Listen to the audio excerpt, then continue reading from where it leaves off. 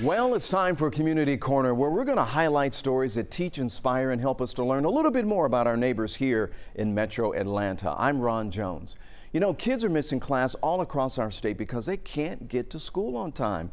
Major bus driver shortages have even forced one district to close down while administrators figure out how to get those kids to class. 11 Alive's Caitlin Ross reports on how one woman in Henry County is now taking the wheel. Kathy Cox is getting into gear. I'm checking the oil. That's one of the first things you have to do. Henry County's newest bus driver, starting the day before the sun. Checking the lug nuts, make sure it's nice and tight. And hitting the gas. Spending her entire summer. Good morning. Earning her commercial driver's license. 1 week. 12 educators in Henry County studied up to learn every part of the bus. And then she says, okay, now you've got to crawl under the bus. And I said, what? Showing their students to look high and low for a solution. It's tough, but you know, I'm carrying the most precious cargo we have. Students and parents, their children. So it's got to be a rigorous process. She's still working out the first day of school jitters. There was a little bit of, a little bit of pressure. Driving her to the front of class. And in fact, when you go to the bus driver training manual, my name is still on the bottom. Kathy Cox, State Superintendent of Schools. I'm your next state school superintendent. Before she was behind the wheel, Kathy Cox was steering the Georgia Board of Education as state superintendent. I had never been a principal. I had never been in a county office. And so I knew that I didn't know what I needed to know. What year was the Constitutional Convention held? In 2002, Kathy was elected to the top spot straight out of the classroom. James Madison, life size, right? Now, more than 20 years later, yes, that it was secret. She's back where she began. They wanted state representation. Teaching government to high school kids. So Rhode Island is going to hold out. The kids are full of ideas. Good. They're going to make the central government more powerful. But at the first bell, her classroom is empty. And the kids were coming in 20 minutes, 30 minutes, as much as 45 minutes late because the buses. She teaches government, but this is a math problem. We have the Connecticut Compromise. More students and fewer drivers causing problems in school districts across the U.S. We're going to let them create an Army and a Navy. The shortage so bad in some states, schools had to cancel class. By the way, I just happen to have a plan here. It's an equation Kathy Cox wants to help solve. My whole life has been one where you ask the question, if not me, then who? And I can be part of the solution rather than part of the problem. She's leading from the front. Y'all have a great day. Bye. Right now, I'm doing the two most important jobs in education. I'm teaching and I'm driving a bus. Bye, y'all. See ya. Driving students to succeed. A local grandmother is now turning her hobby into passion to help premature babies. So according to March of Dimes, 1 in 9 babies is born premature here in Georgia. So she saw her grandson born prematurely and decided to help other babies and their families by giving them a piece of comfort in a really tough time. 11 Alive's Aisha Howard shows us how one small gesture can go a long way. For many families, this is what the beginning of a baby's life looks like after entering the world too soon. Inside an isolette, parents only able to slide their hands through for the gentlest touch. The time is limited. Parents go home, leaving their little one behind in the neonatal intensive care unit. Sadly, little Theo's stay was all but brief. He was in the hospital for 133 days, and my husband and I were there for 132 of those days. So for the longest time, we couldn't even touch him. We couldn't hold him. All we could do was just sit next to him. In the midst of all the monitors, cords, and gadgets, Grandma Stacy Nichols noticed a piece of comfort that was always there. Zoom in. There it is. This handmade blanket used to cover the isolette, keeping the light out while holding in all the components that make baby feel like they're still in the womb. And I noticed when the families were leaving they were allowed to take that special blanket with them. And so I asked one of the nurses, where do these blankets come from? And she explained that they get together sometimes as groups and they just make the blankets. So when our grandson graduated from the NICU and we were able to take that blanket home, I just told my husband, I want to help them with this. And that's when Stacy birthed Project Snuggle. Family and church members get together to make the no-sew blankets, but because the need is so great in our local hospitals, Stacy had to call in backup from her students at Stars Mill High School, where she works as a counseling secretary. So at our school, and we make the blankets, then we get them to the NICU Parent Club, and they get them cleaned and delivered to the hospitals. Life outside the NICU has led to good for Theo, too, a thriving, swinging high toddler. Now to watch him, he's had several surgeries. He could have struggles for the rest of his life, but to watch him run on the playground and play, and he loves music, he inspires me and he gives me hope.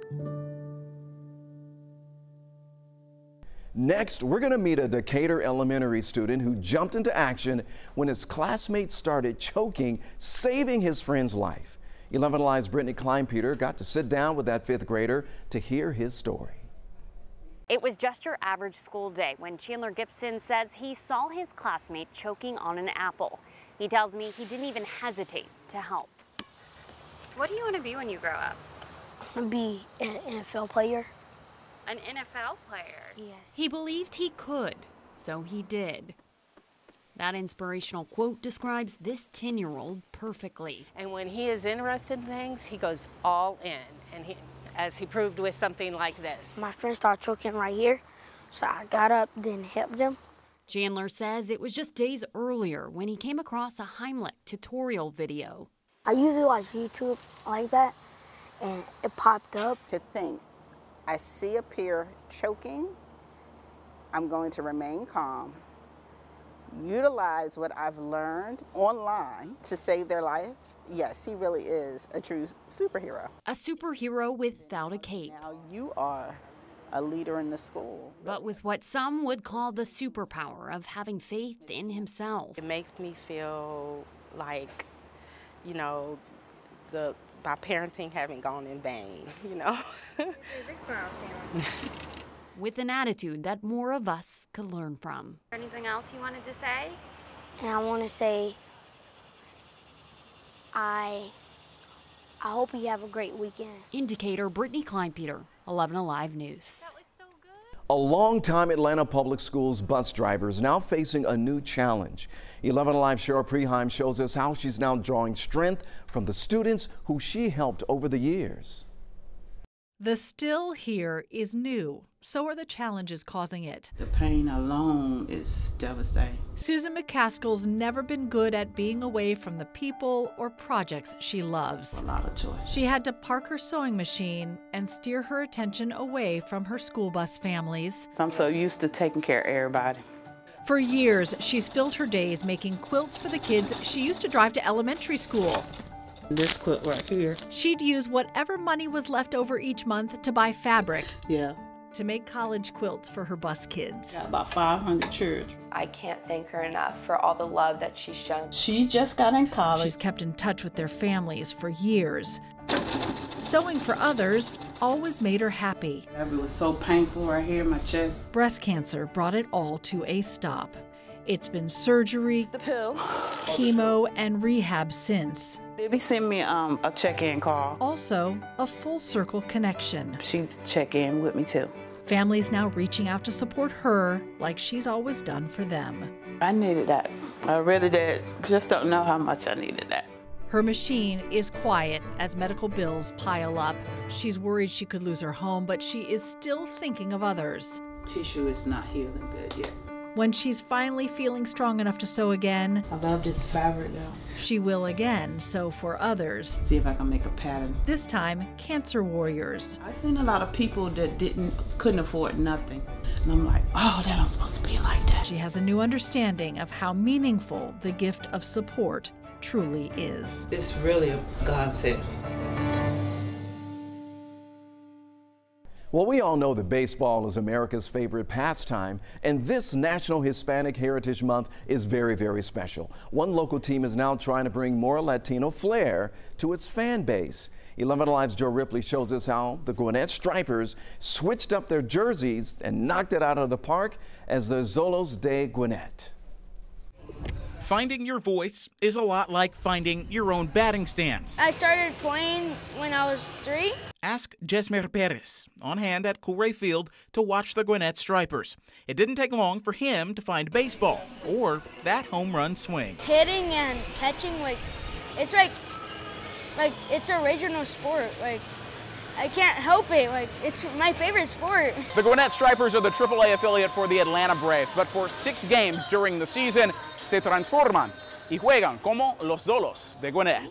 Named after the national dog of Mexico, the Zolos are part of a push by minor league baseball to increase awareness of Hispanic heritage and culture. Stripers general manager Aaron McCormick says dozens of teams take on a new persona for La Copa de la Diversión. Winning the event takes winning games, the ballpark experience, and community engagement. There is a change in your fan base at the ballpark, and that you're seeing a different group of people come out, but they know that they can have fun and be welcome. I feel like there's a lot of a strong Latino heritage, Latino culture around, spread out throughout the states. I think it's really cool to represent that on the field. The team is 5-0 when they don the bright blue, red, and gold. Go Xolos! Fans have also embraced the Zolos and another voice in the community. Go Xolos! This is an impact for all the Latinos. You come from your country to a new country, one that has a new culture. One tries to adapt. No matter what language that voice speaks, it inspires fans like Jesmer Perez. If I keep putting in the work and keep training with my dad in the garage or keep going to practice, I might be able to play with the Zolos or the Stripers. In Gwinnett County, Joe Ripley, 11 Alive News.